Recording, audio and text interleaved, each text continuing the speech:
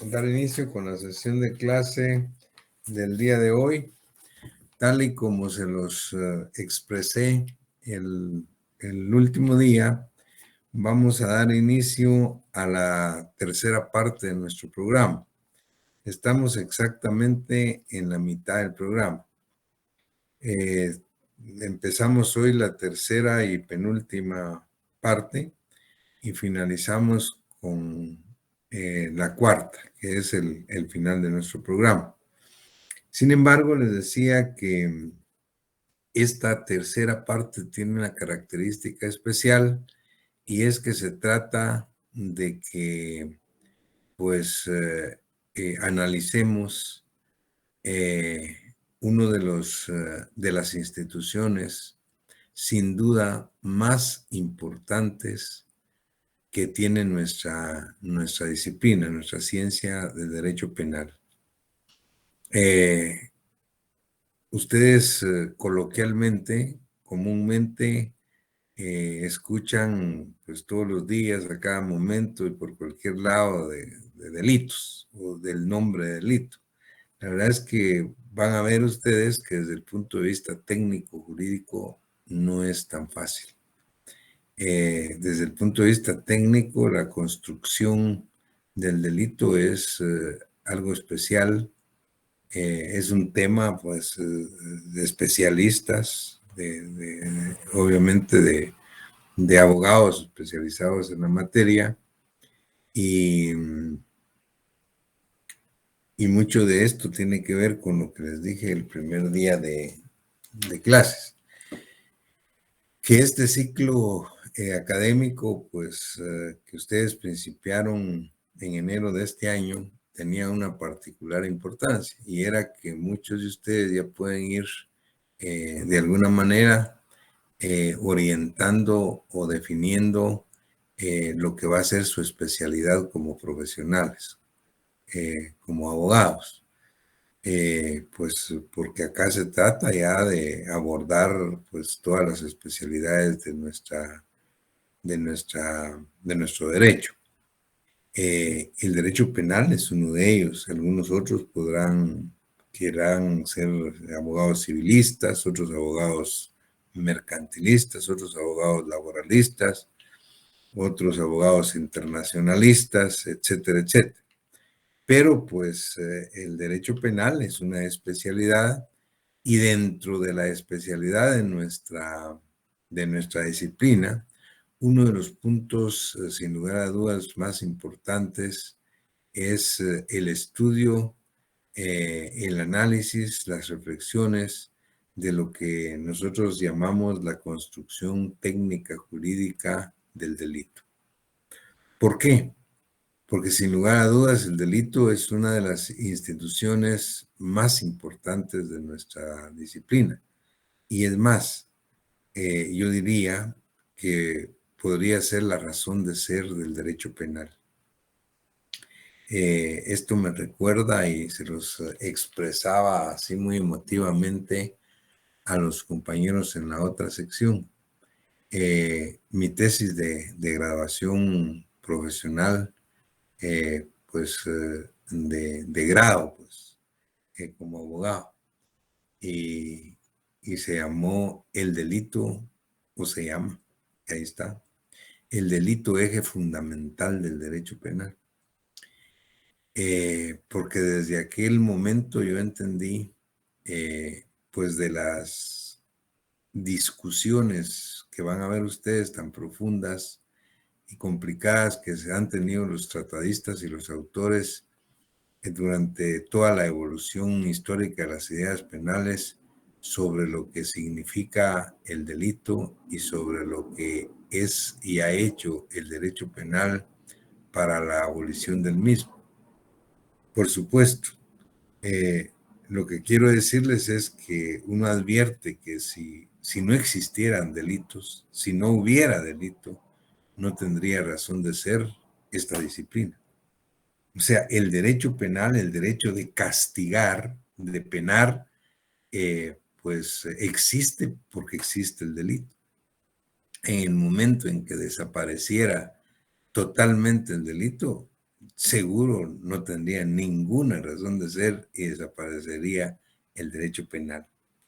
Pero esto, pues, obviamente es utópico, pues.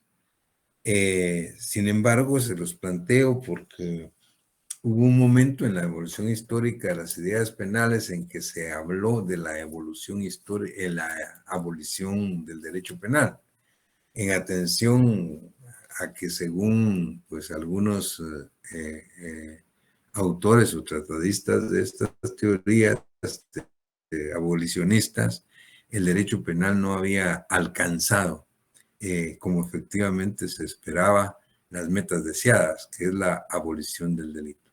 Pero esto decía parece absurdo y es utópico y es absurdo pues pensar que el derecho penal va a desaparecer el delito.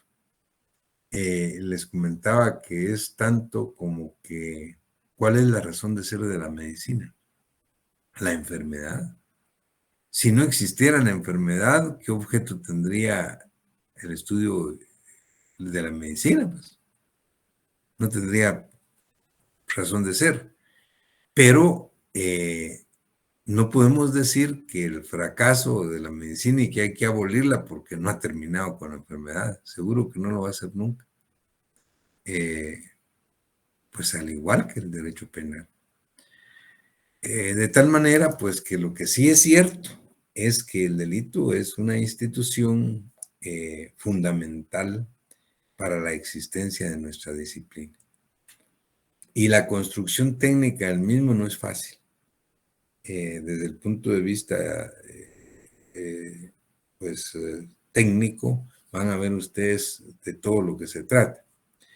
Y el día de hoy, pues ustedes ya tienen pues, su agenda y efectivamente, tal y como lo decía Guillermo al entrar yo a la sesión de hoy, pues que lo importante es que la agenda que ustedes o las agendas que ustedes tienen, tengan que las puedan estudiar en su casa, en su bibliografía.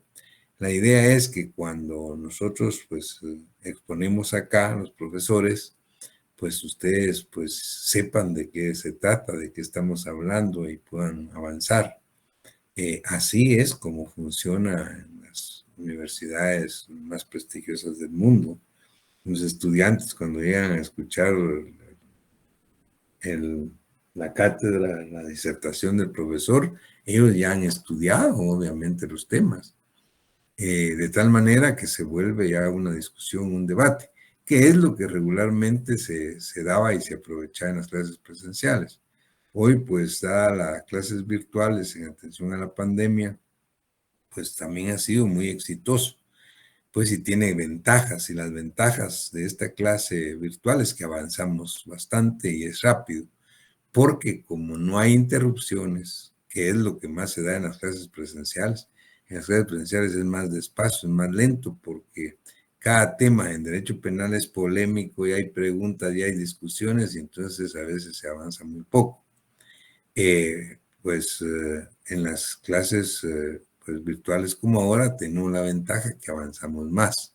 Sin embargo, pues bien vale la pena que ustedes puedan estudiar antes los temas porque van a ver que son pues de alguna manera pues profundos y a veces complicados y no da tiempo que uno explique todo lo que quiere en una clase. Lo importante es que nosotros hagamos un examen de lo que dice la doctrina y lo que dice la legislación penal de Guatemala en cuanto a la construcción de la teoría general del delito. Para esto, pues, se les presentó la primera agenda y en esta advertimos que tenemos lo que es la definición de lo que tenemos que entender por delito, la naturaleza jurídica de la infracción penal o del delito, los criterios para definirlo, hasta que lleguemos a ver lo que llamamos elementos positivos y negativos del mismo, que eso es lo que vamos a ir desarrollando en el transcurso de las siguientes clases. Pero pues para ir desde el principio, es decir, han habido varias, desde un principio, varios análisis o percepciones de lo que podría considerarse la infracción penal o el delito. Recuerden ustedes, pues, que en una primera época de la etapa más antigua del derecho penal, cuando hablábamos de la época de la venganza privada, obviamente lo que se entendía como delito era la agresión que se recibía de una o varias personas. Y la reacción a esa agresión era precisamente pues la venganza privada, pues que finalmente se volvía pues, totalmente sangrienta.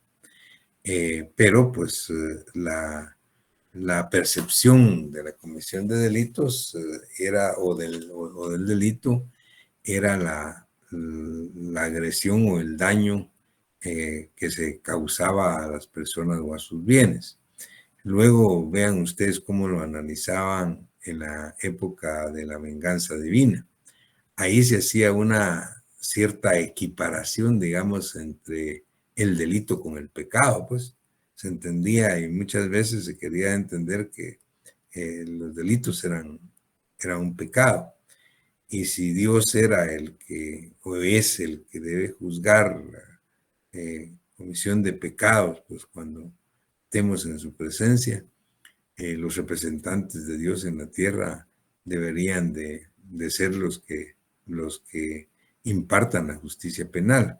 Y así se creía y así se dio por un tiempo. Esto obviamente fue totalmente superado cuando aparece la organización de la sociedad y del Estado, y el Estado toma, como debe ser, el monopolio exclusivo pues, del jus puniendi, del derecho de castigar. Pues si ahí empiezan una serie de discusiones que nos llevan hasta la etapa científica, con el aparecimiento de las escuelas. Y digamos, las dos vertientes más serias en contradicción fue la postura de la escuela clásica respecto a la escuela positiva. Recuerden ustedes, las dos escuelas pues nacieron en Italia. La diferencia era que la escuela clásica, que realmente era la escuela de juristas, estaba integrada única y exclusivamente por abogados. Y ellos partieron de un postulado fundamental para hacer toda la construcción del derecho penal, y partieron del estudio del delito como ente jurídico. Recuerden ustedes que para la escuela clásica, para los juristas, el delito era un ente jurídico. Era el choque entre la conducta del hombre, decían, se refería a las personas desde luego, y la norma penal del Estado. Ese choque entre lo que la persona pues realizaba en contra de la norma penal que establecía el Estado constituía el delito. Y a partir de ahí, pues, se principia a estudiar el delito como un ente eminentemente jurídico. Y así se deslumbró, pues, por más de 50 años, hasta que aparece en los postulados de la escuela positiva, que también, como ustedes recuerdan, fueron también en Italia. La diferencia es que en la escuela positiva los precursores de esta ya no todos eran abogados. Había, por supuesto, abogados, como el caso de Rafael Garofa, que era un abogado magistrado y jurista, pues padre de la escuela positiva, pero también teníamos a César Lombroso, por ejemplo, que era otro de los padres de la escuela positiva y que era médico y antropólogo. Pues Enrico Ferri, otro de los padres que era sociólogo, catedrático, profesor universitario y sociólogo, y que veían pues desde otro punto de vista la construcción del sistema de justicia penal. y que ellos, pues, incluso, recuerden ustedes, criticaron a los clásicos, diciendo que los clásicos, pues, se habían olvidado de estudiar lo más importante, que era quién cometía el delito, porque los clásicos partieron del estudio del delito como ente jurídico, mientras que ellos, los positivistas, partían no del delito, sino de quién comete el delito y por qué comete el delito. Y ellos principiaron entonces toda su construcción a partir del estudio del delincuente. Su método, pues obviamente era diferente, era de observación experimental, mientras que el otro era especulativo, lógico, abstracto. Eh, eh, Luego, pues, eh, de esta de este análisis que hacen ellos, pues mientras los clásicos decían que el delito no era un ente eminentemente jurídico, porque era una creación de la ley, los otros decían que el delito era un fenómeno natural, que era un fenómeno social, y lo estudiaban desde esa perspectiva. De tal manera que esa discusión pues hizo caer incluso en crisis al derecho penal de aquella época. Y empiezan a aparecer las denominadas escuelas intermedias. Y es en las escuelas intermedias donde aparece la escuela técnica jurídica alemana, que es la que finalmente pues proyecta la construcción, pues creo, más técnicamente acabada de lo que hoy se considera como delito, que es la que vamos a explicar y analizar. Sin embargo, los criterios, pues para definir y para entender el delito, pues a través de esa evolución fueron diferentes.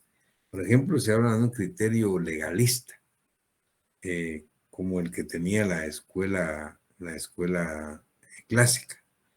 El criterio legalista es aquel que advierte que el delito es todo lo prohibido por la ley. Es un criterio legalista para conceptualizar el delito. ¿Qué es el delito? Todo lo prohibido por la ley. Y efectivamente, delito es todo lo prohibido por la ley. Todo delito está prohibido por la ley. Ahora bien, no todo lo prohibido por la ley es delito. Y ahí es donde obviamente fracasa el criterio legalista. Si bien es cierto que todo delito está prohibido por la ley, también es cierto que no todo lo prohibido por la ley es delito. Hay tantas cosas que están prohibidas legalmente, pero que no son delictivas, que no son delictivas. Entonces, pues se abordan otros criterios, se abandona el criterio puramente legalista y se aborda va a un criterio filosófico. Un criterio filosófico o un criterio sociológico respecto de la infracción. Y digamos, desde el punto de vista filosófico, decir, pues el delito es una infracción al derecho. Y sí es cierto, el delito es una infracción al derecho, pero no todas las infracciones al derecho son delitos. El delito es una violación al derecho, sí. Los delitos violan derechos, pero no todas las violaciones al derecho son delictivas. Es decir, si partimos de este tipo de criterios que fueron quedando pues a la saga, algunos otros dijeron que era la violación de un deber. Y efectivamente, pues hay deberes, hay bienes jurídicos tutelados que se lesionan o que se ponen en peligro cuando se comete un delito. Pero no todas las violaciones a deberes constituyen delito. Y así fue pues como se esgrimió otro tipo de criterios para ir planteando pues lo que era el delito. Finalmente les decía que el aparecimiento de las escuelas intermedias, tal es el caso del movimiento denominado técnico jurídico que nació en Alemania y más tarde pues se extiende a Italia también y a otros países de Europa, es la que plantea lo que en la doctrina hemos denominado la construcción técnico-jurídica de la infracción penal. ¿A qué se refiere esa construcción técnica jurídica de la infracción penal? Se refiere a la construcción del delito. ¿Qué debemos entender? ¿Cómo se integra técnicamente lo que es delito? Y es a partir de la teoría de las normas del profesor alemán Ernesto Winding que principia a hacerse un primer análisis de la infracción penal y que creo yo que la perfecciona el eminente profesor de Derecho Penal de la Universidad de Berlín, Franz von Liszt, cuando en 1881 plantea su primera definición del delito diciendo que es una acción antijurídica y culpable castigada con una pena. Eso ya es otra cosa. No es tan fácil como decir, delito es todo lo prohibido por la ley. Delito es la violación de un derecho. No. Aquí él ya plantea la definición del delito diciendo que es una acción antijurídica y culpable castigada con una pena.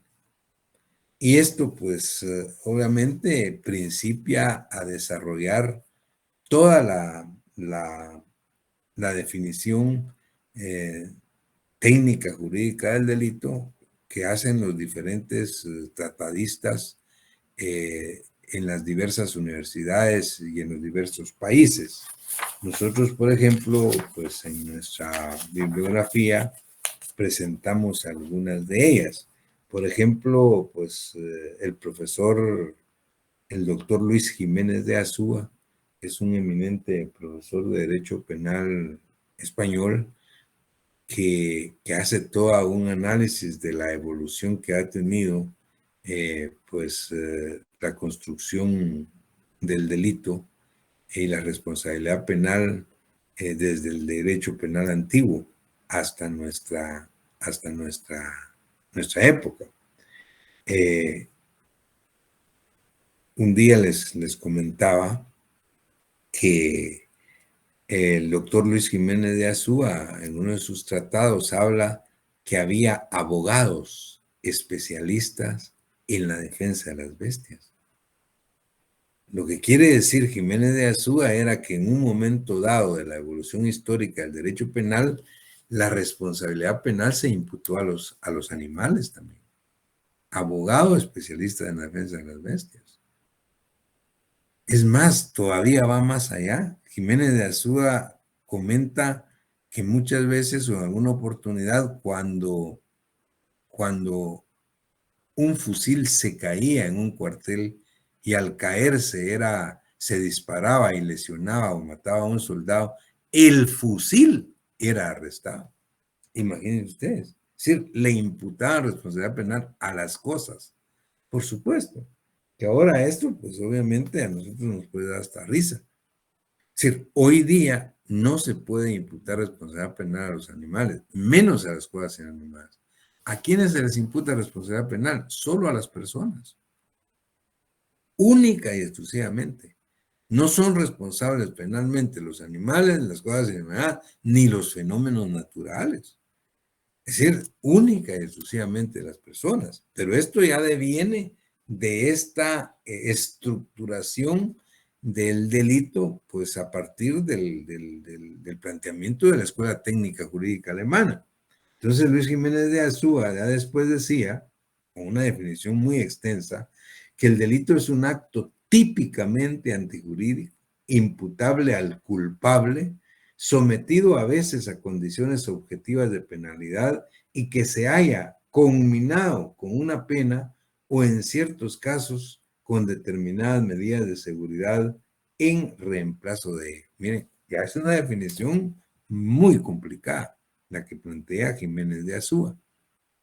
Pero, pues, si advertimos, por ejemplo, pues ya un profesor español mucho más contemporáneo, pues que Jiménez de Azúa, estoy hablando del doctor José María Rodríguez de Besa, un eminente profesor de Derecho Penal en la Universidad Complutense de Madrid.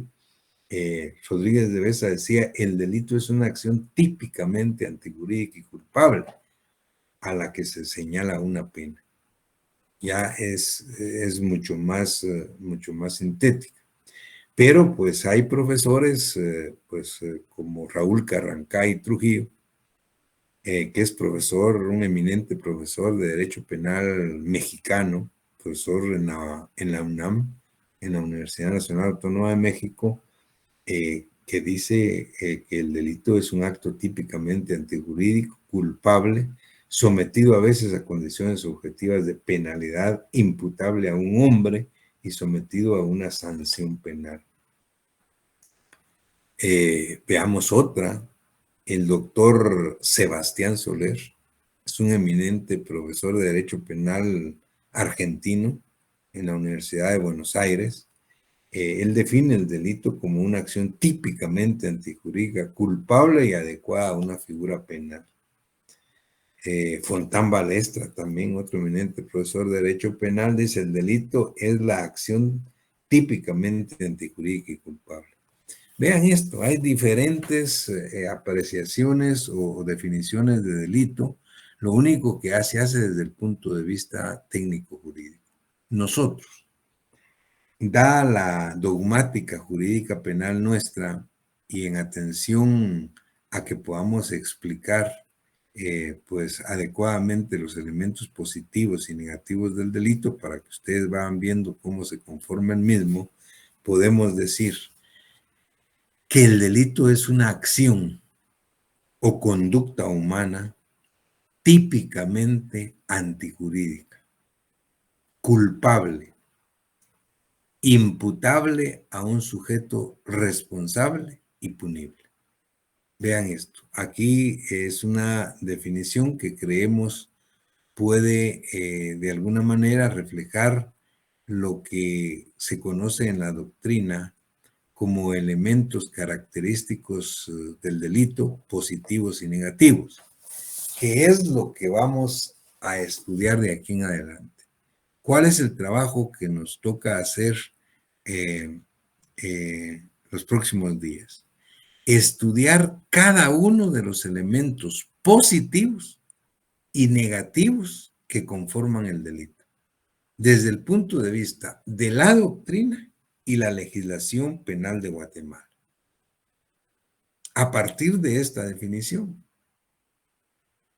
insisto, repito, el delito es una acción o conducta humana típicamente antijurídica, culpable, imputable a un sujeto responsable y punible.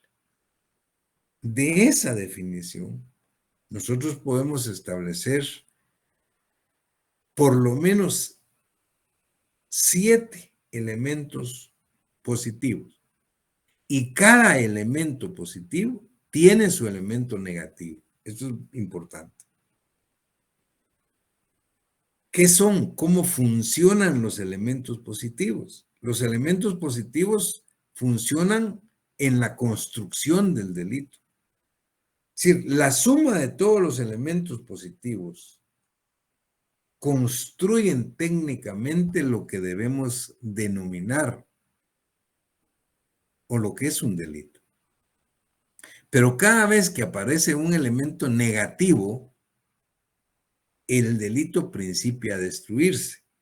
O en todo caso, la responsabilidad penal de quien comete el delito principia a desvanecerse, principia a extinguirse. Entonces vamos a ver cómo cada elemento positivo tiene su elemento negativo. Y ese es el trabajo que tenemos de aquí en adelante. En la próxima clase empezamos a explicar cada uno de esos elementos, positivos y negativos, cómo los considera la doctrina, cómo se establecen en la legislación penal y van a ver pues que es apasionante, aunque es un poco complicado muchas veces, pero esa es la razón de ser del derecho penal, la construcción técnica jurídica de lo que vamos a entender como lo que es un delito. Entonces, dentro de los elementos positivos, por ejemplo, tenemos primero la acción o conducta humana.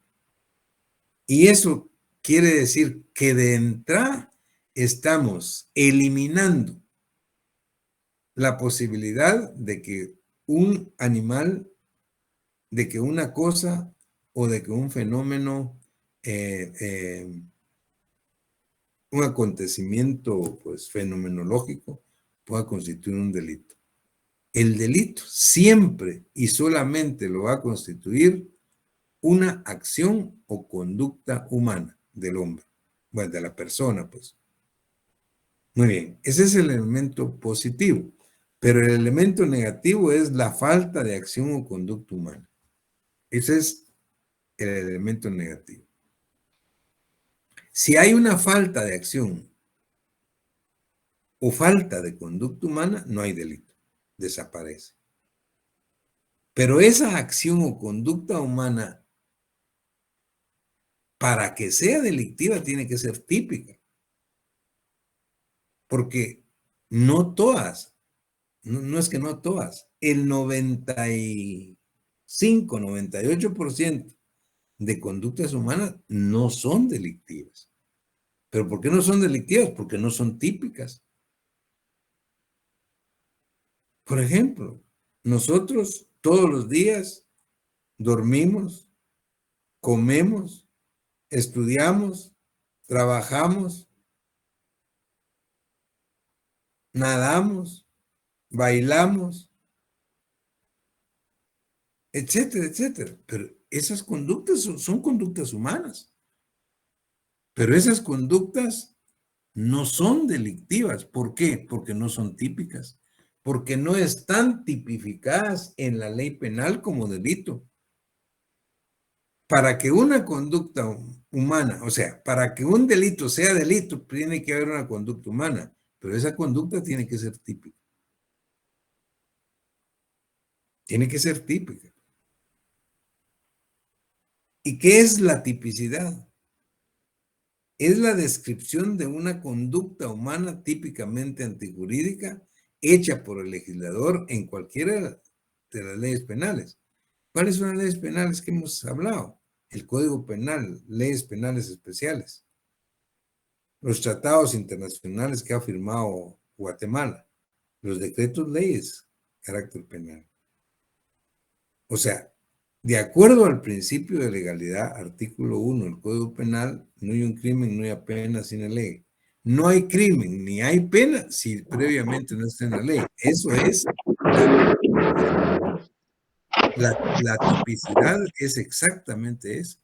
Entonces, el primer elemento es la acción o conducta humana. El elemento negativo es la falta de acción. Venga. El segundo elemento es la tipicidad. Y el elemento negativo es la atipicidad o falta de tipo. El tercer elemento es la antijuricidad o antijuridicidad, como quieran llamarle. Y el elemento negativo es las causas de justificación. Otro elemento positivo es la culpabilidad. Y el elemento negativo, las causas de inculpabilidad. Otro positivo es la imputabilidad. El otro elemento negativo es las causas de inimputabilidad. Otro elemento positivo es las condiciones objetivas de punibilidad. Y el elemento negativo es la falta de condiciones objetivas de punibilidad. El último elemento positivo es la punibilidad en sí. Y el elemento negativo es las causas de exclusión de pena o las excusas absolutorias. Miren que el trabajo va a ser este. Cada elemento positivo tiene su negativo y lo vamos a estudiar profundamente, como dice la doctrina, y cómo lo establece el Código Penal. Como les decía, desafortunadamente, pues pues hay libros enteros de cada uno de estos elementos. De veras, hay mucho que decir, mucho que analizar, pero pues aquí vamos a tratar de hacer una suprema síntesis y eso es lo importante, que ustedes nos puedan colaborar leyendo antes para que ustedes comprendan pues de qué se trata cada una de estas cuestiones cuando nosotros las expongamos. Por ejemplo, solo para que vean qué importante es esto, para que tengan una idea. El último elemento positivo que tenemos aquí es la punibilidad, elemento positivo. Incluso hay una discusión en la doctrina. Hay un buen número de autores que dicen la punibilidad no debe ser elemento positivo, porque la punibilidad es la consecuencia del delito. Pero algunos autores dicen, y la mayoría, que la punibilidad es el último elemento positivo que cierra el círculo. ¿Por qué? Porque es la pena.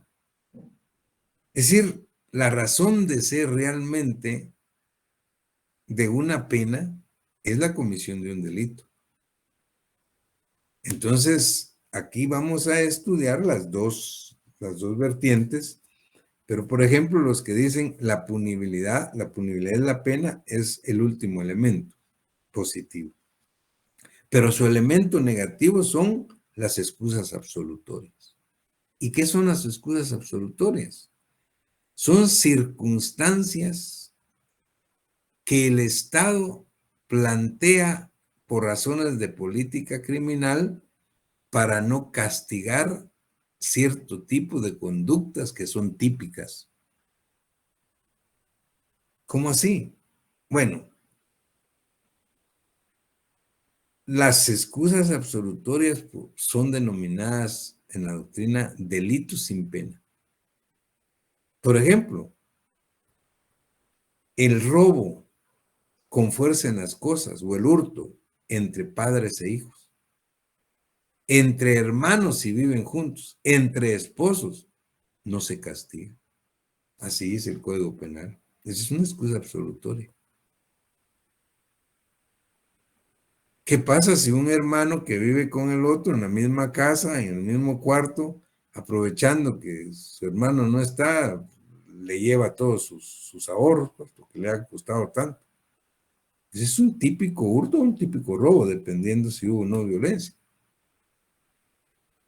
Ahora, ahí aparece una excusa absolutoria si los hermanos viven juntos, porque según el Código Penal de Guatemala no se castiga, no hay responsabilidad penal, solo hay responsabilidad civil. ¿Por qué? Por razones de política criminal. Es decir, considera el Estado de Guatemala, consideraron los legisladores que era preferible mantener la unidad de la familia en esas circunstancias y eliminar la responsabilidad penal, no la civil. Hay que devolverlo, pero no hay cárcel por eso. Entonces, miren, ese es, por ponerles un ejemplo, del último elemento, que es la punibilidad y las excusas absolutorias. Lo que vamos a hacer entonces, a partir de la próxima clase, es empezar a explicar cada elemento positivo, su negativo, su análisis doctrinario y su análisis legal. Así es que ya con esto, pues ustedes están claros en qué es lo que vamos a hacer y nos va a llevar un poco de tiempo porque es largo. Finalizado pues esta tercera parte, ya solo nos quedaría la última que se refiere a la punibilidad o las penas y medidas de seguridad. Muy bien, entonces el próximo día, martes, estamos analizando ya, empezando con los elementos positivos y negativos del delito. Les agradezco en todo lo que vale su atención, que pasen feliz noche y que estén muy bien. Se cuidan, por favor. Feliz noche, licenciado. Doctor, buenas noches.